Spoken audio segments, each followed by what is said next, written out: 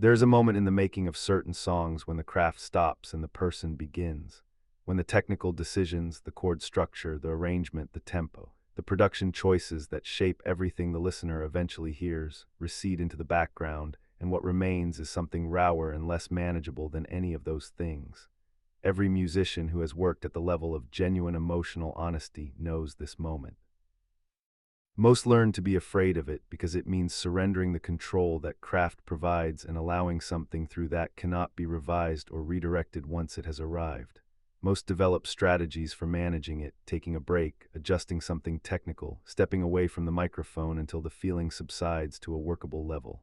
John Lennon had those strategies too. He had used them throughout.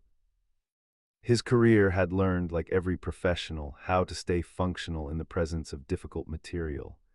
But there was one session, one specific night in a recording studio, in front of a microphone, in the middle of a song that had been building toward something he could not entirely see, when the strategies stopped working, when the feeling arrived and he did not step away from it.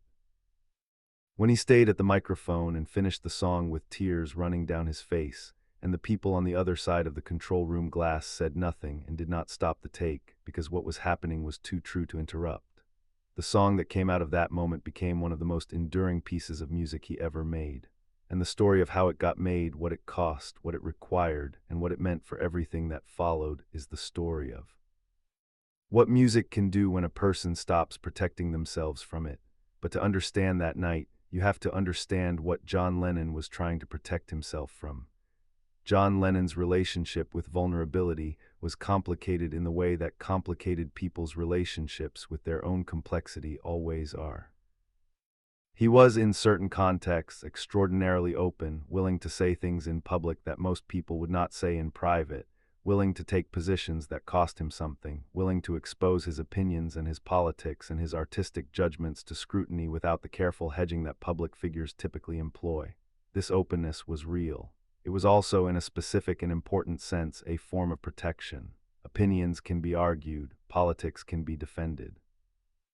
Artistic positions can be revised, but the deeper material, the grief that had never fully resolved itself, the losses that had become structural rather than acute, the specific quality of longing that runs through his most enduring songs, that was harder to approach directly.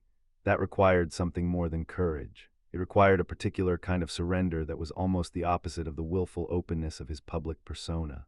He had constructed, across years of extraordinary public exposure, a self that could survive scrutiny. It was a real self, not a fabrication, not a managed persona that bore no relationship to the person inside it. But it was the self that could be presented, the self that had learned which things it was possible to say and which required the distance of metaphor or the cover of arrangement and production. Press conferences brought out the wit that deflected.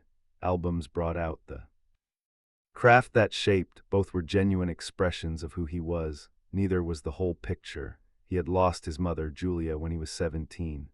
She had been struck by a car on a summer evening in Liverpool, and the loss had gone underground in him the way deep losses do, not disappearing, but becoming part of the foundation, shaping everything built above it without being visible from the surface. He had written about her obliquely, in songs that touched the edges of the grief without entering it fully. He had written about loss and longing in dozens of songs across a career that was, at its core, a sustained attempt to say true things in a form that people could receive. His father Alfred's absence, chosen, sustained, the absence of a man who had simply not been equipped for what fatherhood required, had added a different layer to the foundation. Neither loss was simple, neither had resolved. They sat in him, structural and invisible, and the music that was most honestly his had always been the music that found its way to their vicinity without quite landing on them directly. But the direct approach, the frontal engagement with what he had actually lost, with the specific texture of the absence and what it had done to him over the 20-plus years he had been carrying it, that came late and it came hard, and when it finally arrived in a studio, he was not entirely prepared for what it asked of him. The Plastic Ono Band sessions of autumn 1970 were, by the account of everyone present, unlike anything that had preceded them in John's career. The therapeutic work he had been doing with Arthur Janov had opened channels that his ordinary creative process had not accessed, had reached into. the territory below the managed self, and found things that the managed self had been carefully not finding for years. John arrived at Ascot Sound Studios, and then Abbey Road with material that was more directly confessional than anything he had written before, and with a commitment to recording it without the aesthetic softening that production typically provides. The sessions were spare by design. Producer Phil Spector, who had built his reputation on the wall of sound, the layered orchestral excess that had defined a generation of American pop, worked with John on this record in a mode that was the complete inversion of his usual practice. No orchestration, no layering, no echo chambers or reverb that might soften the impact of what was being said. Just drums, bass, piano, and voice. The intention was that every word would land without cushioning that. The listener would have nowhere to hide from what was being communicated. John would have nowhere to hide either. That was the part he had not fully anticipated. The song was called God. It was structured as a litany, a list of things John did not believe in, moving through a range of cultural icons and political ideas and religious concepts, each denial stripping away another layer of the scaffolding that people use to organize their sense of the world. I don't believe in magic, he sang. I don't believe in I Ching, I don't believe in Bible, through Elvis and Dylan and Kennedy and Buddha and mantra and Gita and yoga and kings. The list was deliberately provocative, deliberately comprehensive, moving towards something that the litany itself was building without announcing. And then, at the end, after all the other denials had accumulated, I don't believe in Beatles, he had written this line. He knew it was coming. He had rehearsed the song, but in the recording, in the actual moment of singing it into a microphone in a real room with real people on the other side of the glass, the line arrived with a weight that the rehearsal had not fully communicated.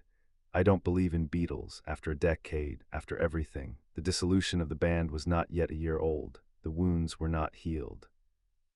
The collaborative relationships that had defined his creative life since he was a teenager were broken in ways that were not yet resolved, might never be fully resolved. And here he was, singing the dissolution into a microphone and asking it to be true.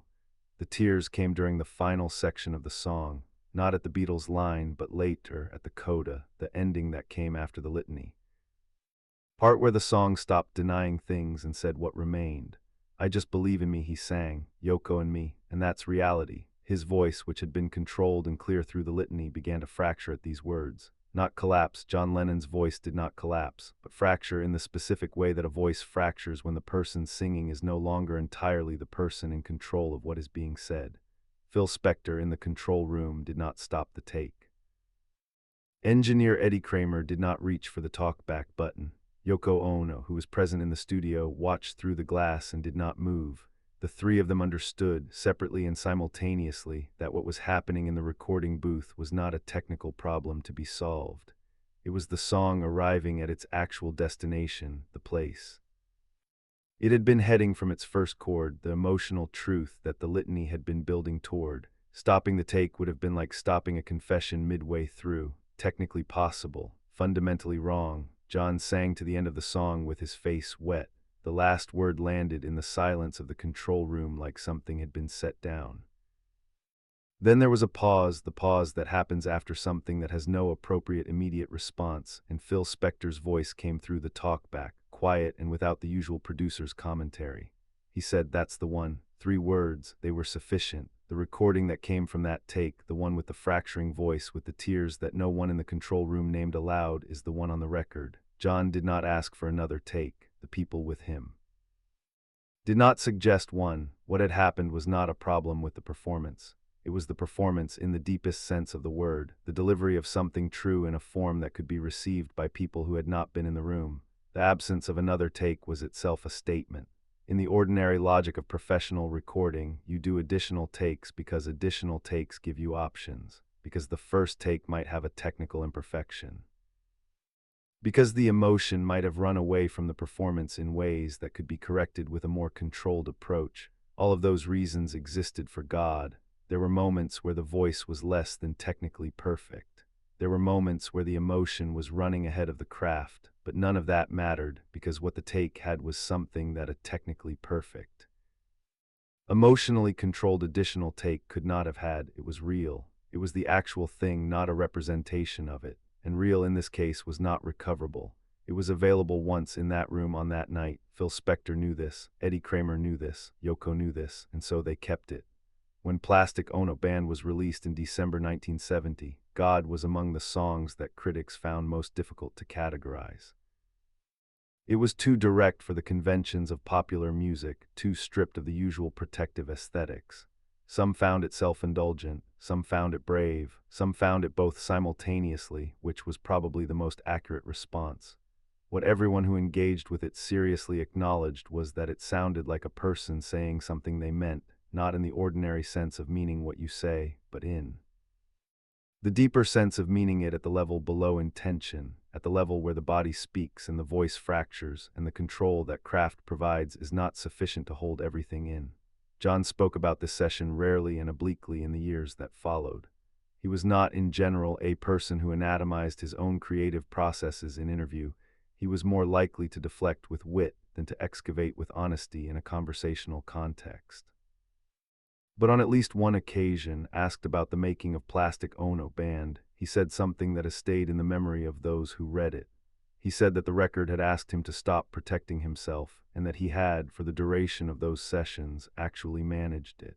He said it with a quality of surprise in his voice, as if the achievement was not something he had fully expected of himself. The lesson of that studio session, the lesson that God and the Plastic Ono Band album more broadly encoded, was not a lesson John learned once and then carried forward unchanged. Creative lessons are rarely that clean. What actually happened was more iterative, more complicated, more human. The knowledge that it was possible to go that far, to stay at the microphone when the feeling arrived rather than stepping away from it, became a reference point he returned to in subsequent work. Not always successfully. There were records and sessions in the years that followed where the protective instincts reasserted themselves, where the craft covered the feeling rather than carrying it. That is the nature of creative work. The breakthrough does not become the permanent condition. It becomes the evidence of what is possible. The evidence is specific and audible. You can hear it in the record. You can hear it in the moment where the voice fractures on the word me, the pivot of the song's final declaration, the word that carries the whole weight of what he is left with after the litany of refusals. I just believe in me. The me is not delivered with the confidence the lyric might suggest. It is delivered with something more complicated, the tentative assertion of someone who has spent the entirety of the song removing the external structures that supported their identity, and is now standing in the space that is left, seeing what remains and finding it both more fragile and more sufficient than expected. That is what the tears were about, not the grief, not the loss, not the broken band or the absent father or the dead mother, though all of those things were present. The tears were about what was left. After all the external scaffolding had been named and released, the self alone without the mythology, the tears were about that being somehow enough, but it was there in the record, undeniable. The evidence that John Lennon had stood at a microphone and let something through that he had been managing for 20+ years, and that the music which resulted was the most honest thing he had ever made. That evidence did not go away. It accumulated quietly in the catalog, becoming more rather than less significant as the years passed, and the catalog grew and the context for understanding it deepened. Imagine, recorded in 1971, carried some of this quality, particularly in the vocal performance, where the control was present but not absolute, where there were moments of unguardedness that the production's clarity made audible rather than concealing. Working Class Hero had it in a different register. The weariness in that vocal was not performed, or not only performed. The knowledge of what it felt like to stop performing was in the voice. And in 1980, making Double Fantasy in New York with producer Jack Douglas, John brought it to the sessions the way a musician brings a difficult skill, not always deployed but available, present. The sessions were described by Jack Douglas as the most relaxed and focused he had experienced in his career, a quality that Douglas attributed to John's certainty about what he wanted and his ease with the process. What Douglas was describing, perhaps without knowing the full history behind it, was a man who had learned 10 years earlier in a session that nobody stopped, that the most important thing you can do in a recording studio is stay at the microphone when the real feeling arrives. He was 40 years old when he was killed, on a December evening in 1980, returning home to the building he had come to love in the city that had given him back to himself. The work he left behind included the Plastic Ono Band album, which remains one of the most nakedly honest records in the history of popular music. It includes God with its fracturing final vocal, the take that nobody stopped. It includes the evidence, audible to anyone who listens carefully, of what it costs and what it gives to stay present when the music asks more than craft can provide. He had learned it one night in 1970, in a recording booth in a studio, with Phil Spector and Eddie Kramer and Yoko Ono on the other side of the glass, and the last word of a song in front of him and nowhere left to hide from what the song was actually about. He stayed. He finished it. The tears were on his face when the final chord resolved. Phil Spector said, "That's the one." He was right.